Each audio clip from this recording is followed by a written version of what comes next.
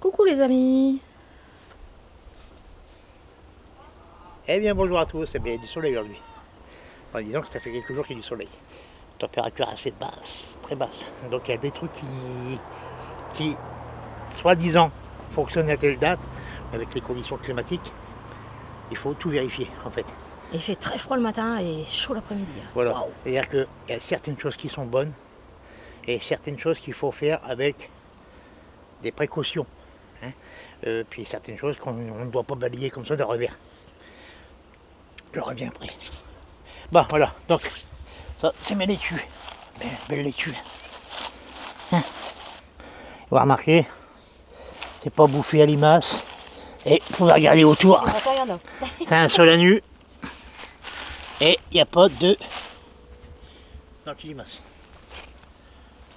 Donc c'est un sujet assez polémique quand même, l'anti-limace. C'est parce qu'il y en a sûrement qui en abusent.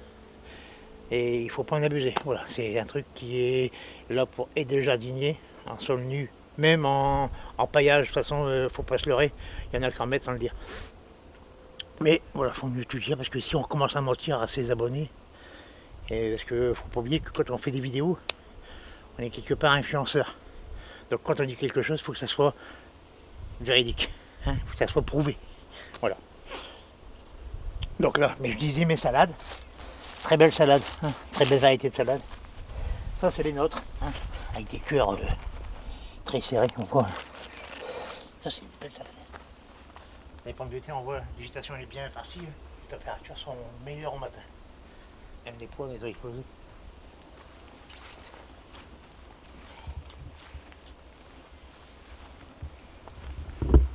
Ouais, les pois, on voit, c'est... Moi je fais 1m96, je le dis souvent. Non, ça c'est pas vrai. Bon, 1m69.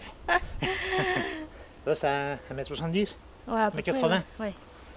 Hein, Ça peut arriver à poids à 2,50 rame, hein, c'est du ouais, poids c'est ce à que rame. j'allais dire. Et puis ensuite, l'évolution. Hein. Là, pareil pour mes tomates, là. Ils ont eu très froid au départ. Pour ça, je les ai mis à... Très très froid. Il faisait bon, il faisait chaud, c'était parti. Et puis 2 jours après, il faisait froid. Ça résiste, ça gèle pas à 6 degrés. Hein. Bon, là, il est toujours là, hein, vous pouvez constater. Ouais, ça y est. Voilà, et le reste, les carottes c'est ok. On est parti. C'est parti. Les haricots, bah, pareil, on voit qu'ils ont eu froid. Hein, on voit le feuillage, il a noirci un peu. Mais ça y est, c'est parti. Là, on voit, ça fait des haricots rames. Hein. Donc ça doit grimper. Salade. C'est des salades qui vont faire 1 kilo. Hein. C'est bien parti. Ah ouais. Il reste encore un peu de navet. Et alors là, les carottes, c'est bon, hein, c'est parti carottes. aussi. Hein. Voilà. Hop. Un petit passage rapide sur ce petit parterre de fleurs pour vous montrer les iris.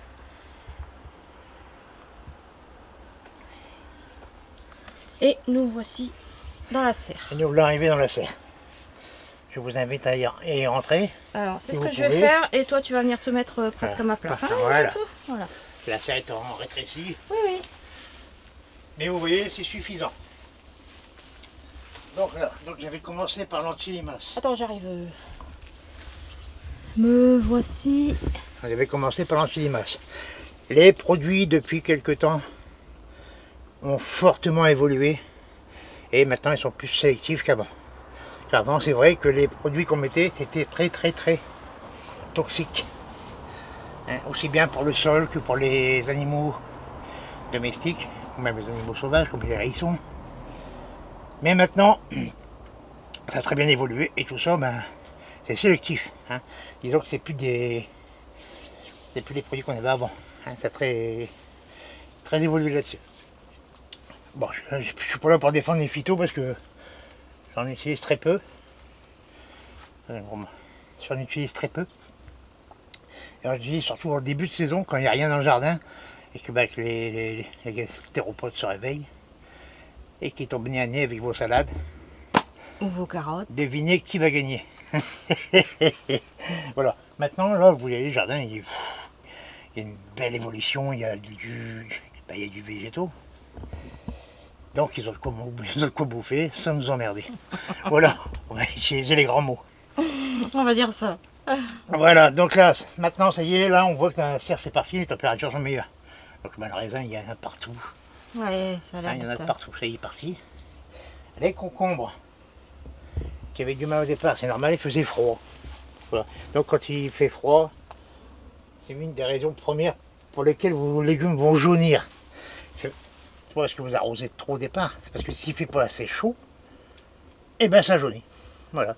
Et par contre, s'il fait bon et que ça jaunit, c'est là, c'est parce que vous arrosez trop, ou pas assez. Ben, quand c'est pas assez, ça fane. Hein. Donc ça s'arrose. Voilà. Est-ce qu'il est nécessaire à chaque fois qu'on plante quelque chose d'enrichir le fond, d'enrichir dans le fond du trou?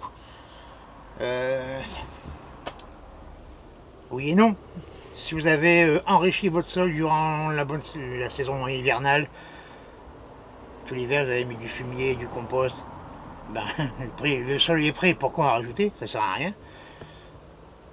Et les purins, quand on met des purins, ben, si vous voyez que ça pousse bien, hein, que la végétation est bonne, que ça se développe, Normalement.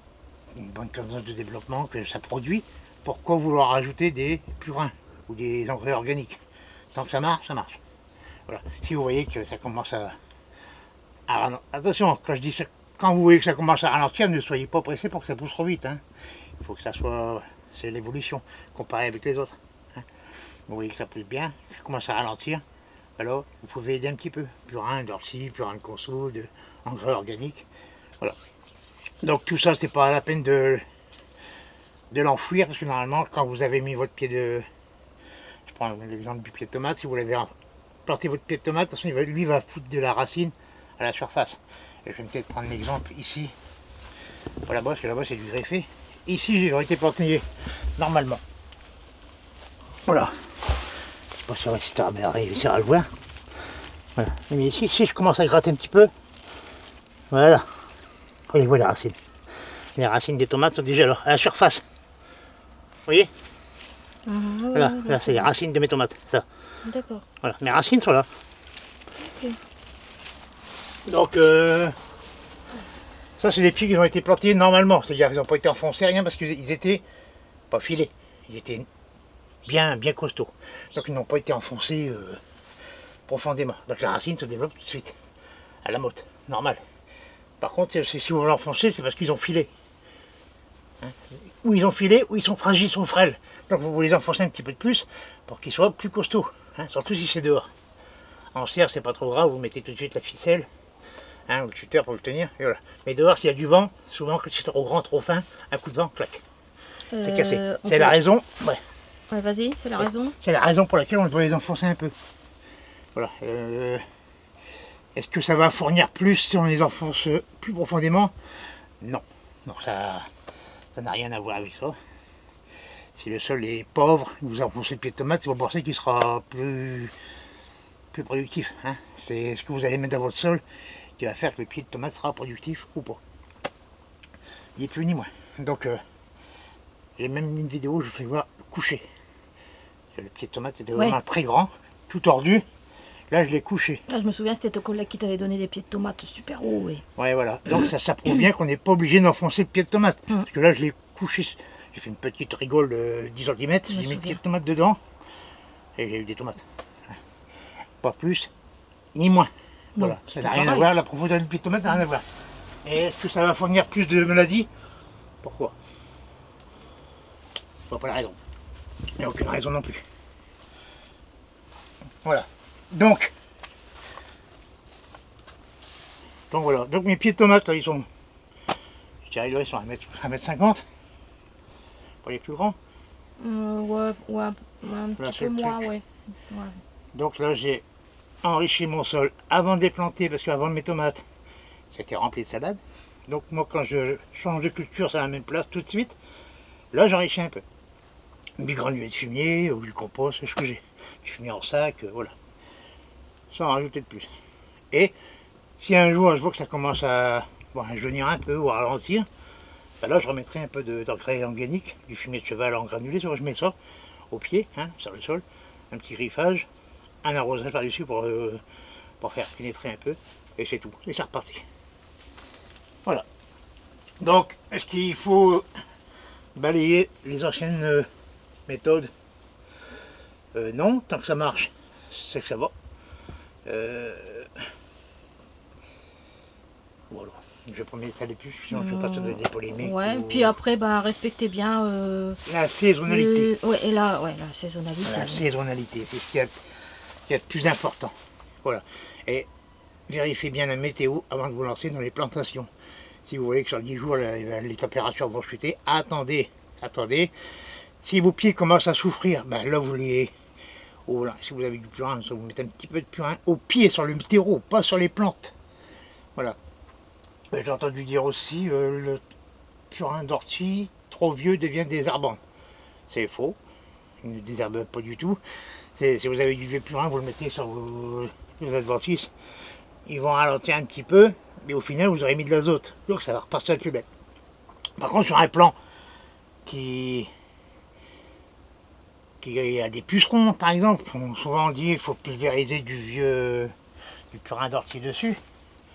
Bon, si vous voulez. Mais on dit aussi quand le purin est trop vieux, si vous mettez ça sur vos pieds de tomates, ou autre, hein, sur les poivrons, ça va les faire crever. Non, ça va les faire souffrir, parce que vous avez mis un truc assez fort. C'est tout. Mais ça va repartir. Voilà, c'est de l'azote. Et est-ce que ça va chasser les pucerons? Je suis pas sûr. Voilà, je suis pas sûr. Est-ce qu'on est bon, Jaco? Ben, on est bon pour aujourd'hui, mais j'y reviendrai sur les trucs comme ça. Est-ce qu'il faut balayer tout ce que les anciens disaient? J'y reviendrai là-dessus parce qu'il y a des trucs, on voit des choses que... Voilà quoi. D'accord. Oh, un autre truc aussi, on entend souvent dire aussi, je suis jardinier. Je suis jardinier, non. Souvent ceux qui font des vidéos sur YouTube, je dirais pour la plupart ce n'est pas des jardiniers, c'est des youtubeurs en premier. Et ils jardinent, voilà. On jardine, mais on est jardinier que si on est qualifié. Jardinier, c'est un métier. Il ne faut pas l'oublier. Moi, je ne suis pas maraîcher, je suis horticulteur. Je travaille en horticulture. Encore une autre branche. Donc, je ne suis pas maraîcher. Dans le potager, je suis un amateur, comme tout le monde. Voilà, c'est ce que je voulais rajouter à la fin. Mais j'y reviendrai, il y aura encore des trucs comme ça dessus. Des dictons qui étaient vrais, mais qui, avec le temps, plein de monde a rajouté des choses. Et ça arrive qu'à un certain temps, ben, c'est faux. Voilà. Mais à la base, l'idée première, c'était valable. Mais comme tout le monde a rajouté son grain de sel, et ben c'est devenu,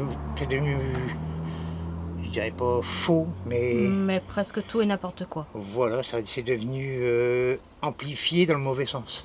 Voilà. Ok. On est bon, Jaco? On est bon pour aujourd'hui. On vous dit à très bientôt. À très bientôt. Bon jardinage à tous. Au revoir.